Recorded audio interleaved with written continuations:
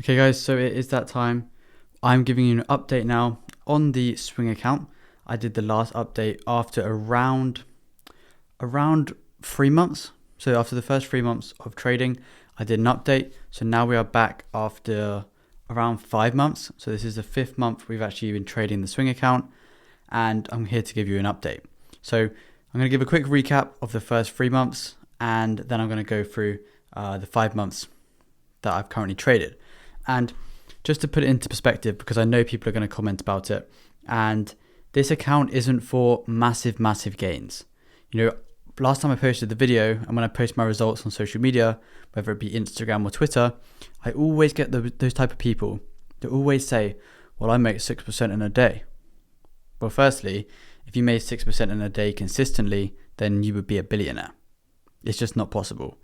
And then they also say, oh, well, you can't live off 2% per month or 1% per month. But I'm just going to put it into perspective. So let's say you're trading with a $1 million account. And with prop firms, that is entirely possible. And it's not really out of the question, because you can trade multiple 200K accounts, or you could trade multiple 400K accounts, and you can quite easily get $1 million in funding. With this $1 million in funding, let's say you make 2% per month on average for the year. So in 1 year, each month you're making 2%, which is $20,000. Over 12 months, you're making $240,000 before the profit split, making 2% per month. So would you be happy making $240,000 per year, making 2%? I'm pretty sure you would. So it may seem small if you have a small account, but capital makes money. You don't need to focus on making more profits. You just need to focus on getting more capital. Capital is key if you want to trade large sums of money and make large sums of money. So just put that into perspective before we start the video. So we're obviously going to start by talking about the overall account. So you can see here on the screen that we are up 6% over the past 5 months, which means that every month we average around 1.2%.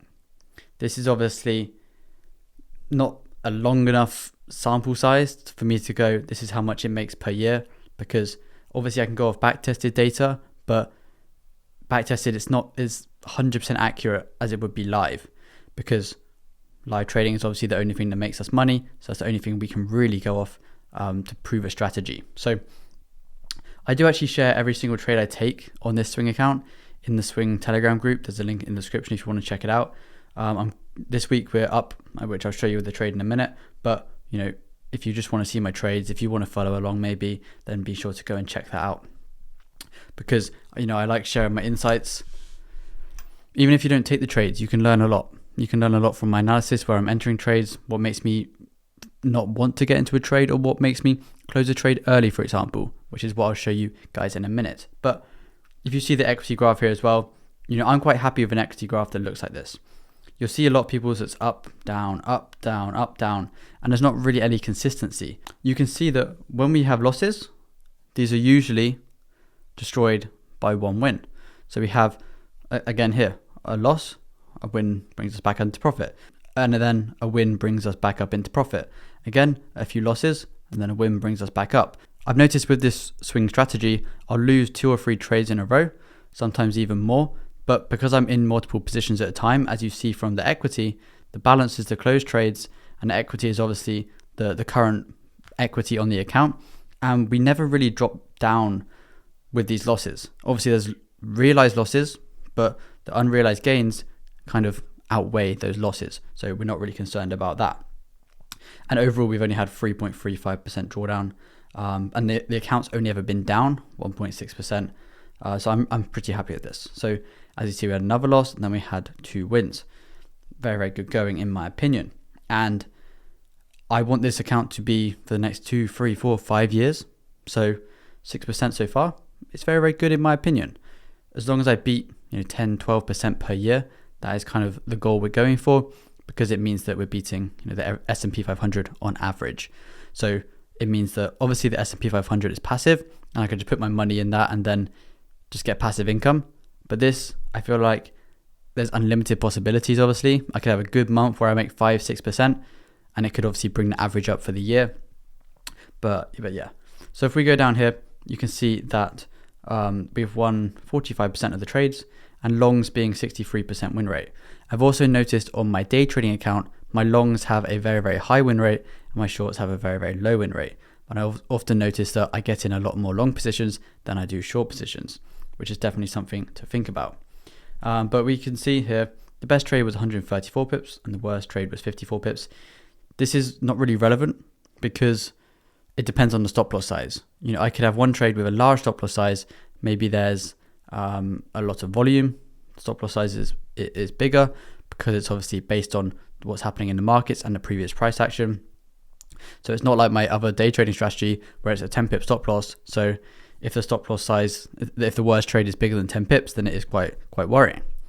So we go down here, and obviously the trades I've taken are covered because I don't want to show, you know, the profits, the monetary side of it, because when I'm talking about strategies and stuff, I'm talking about percentage gain, because if you say profits, people see it as, oh, well, he's making this much, and people compare themselves.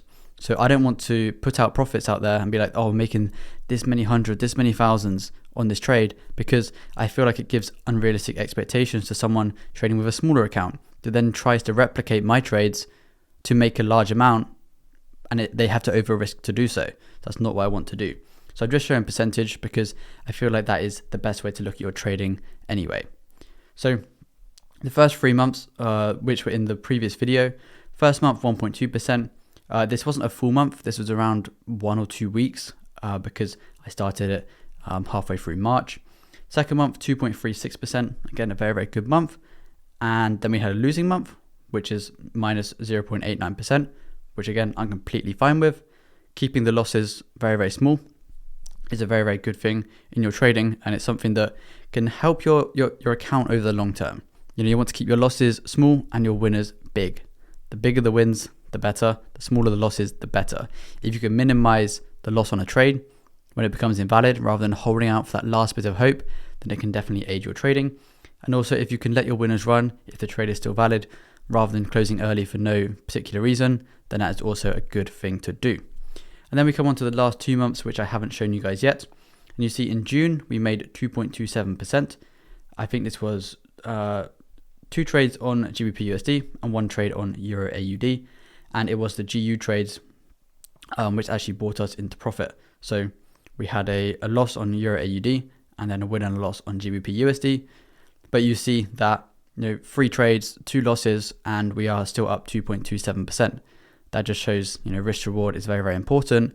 And even after 1% losses, we made just over 4% on the GBP USD win, which means we're in profit, a couple of percent for the month. If we also see in July now, we had a UCAD, 2 trades on UCAD, 1 trade on GBP USD. And yeah, I mean, we've been doing quite well, and we're up 1% or just shy of 1%, 0.99% for the month. And before this week, I was actually minus 0.03%. But this week we had a UCAD trade, which I will show you guys now. So obviously we're on the 4-hour time frame, the time frame that we always use for our swing trading. You know, for my day trading, I have a 15-minute strategy, and I use the exact same strategy to trade the 4-hour time frame. It just works perfectly. The best thing about it is I didn't have to relearn a new strategy. I didn't have to relearn new confluences or a new entry model. All I did was test it and adapt it to the higher time frames. Obviously, instead of using a fixed stop loss size, I now use a stop loss size which is based on the structure. So that is something to get used to. And also, I don't use a fixed 1 to 3 risk to reward anymore. I have minimum 1 to 2 risk to reward because my win rate isn't massive with this strategy, but having a 45% win rate and, you know, 1 to 3s, 1 to 4s is very, very good. And a lot of my trades are 1 to 3, 1 to 4. So it means the strategy is profitable in the long term. But you'll see this trade here is very, very simple. So we had this structure in here, which obviously a lot of people would see it just as consolidation. So we had the consolidation in this level. And then once we broke out, we retested back in. Could have got an entry here. But again, I was asleep. You know, I don't trade at those times around 6 a.m. because I am in bed. So we broke out the zone, and then once we retested into here, this is when we got into the trade and went to the upside. In a video in the Telegram group, I did say about this trade when price was up here, I'm pretty sure.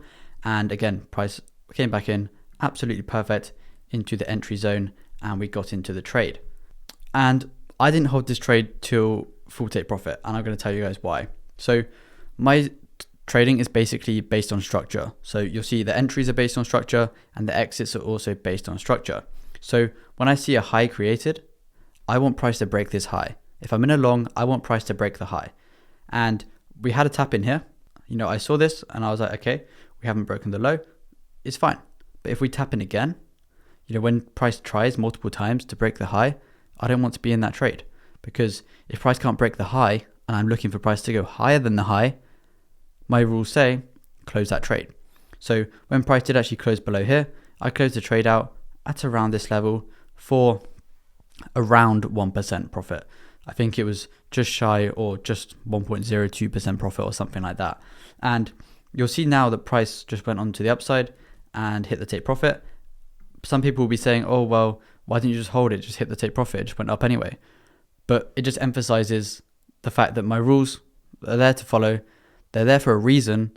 And you obviously have rules because you've seen previously that on average, the trade, if it does this, doesn't win. There are obviously going to be instances like this where it does win after you close out, and you've got to let these situations not affect you in the future. I could look at this now and say, well, the trade actually hit take profit when I closed out early. So why don't I just hold every time? But obviously that rule is there for a reason. It's a structured based strategy, and if price doesn't follow the structure I'm looking for, I'm going to get out of the trade. I missed 1% of the profit, so be it. I follow my rules, and that's the only thing that really matters in my opinion. So that is very, very good there. So a lot of the trades I actually take, there will be 1, 2, 3 maybe per month. And if I just flick through a few other pairs, you can see there's not really any trades to be taken. And I don't like being in multiple setups at once. You know, right now we have the USD JPY just retested into this area, but yet again, we've left a massive imbalance above. I'm not really looking to get into this trade, but it also could sell off here down to this level down here. But again, not really looking to get into the trade. Also the exact same situation with pound yen, and you see other pairs we haven't been trading really. You know, this was the Euro AUD loss. Again, Euro AUD, we had 2 losses in a row, which I might have shown you guys. I might not have. It depends when I actually did the last video. But yeah, 2 trades that fit the plan perfectly. You know, we had breaks of structure. We entered on a retest, but it just didn't happen to win. But the power of risk to reward means that it doesn't matter. As long as we follow the plan, we risk the right amount, we close at the right times, we can make profit in the long term. So that is the update for you guys 5 months into my swing trading journey. If you did enjoy and maybe you want to check out my trades, Telegram in the description, and I'll catch you guys in the next video.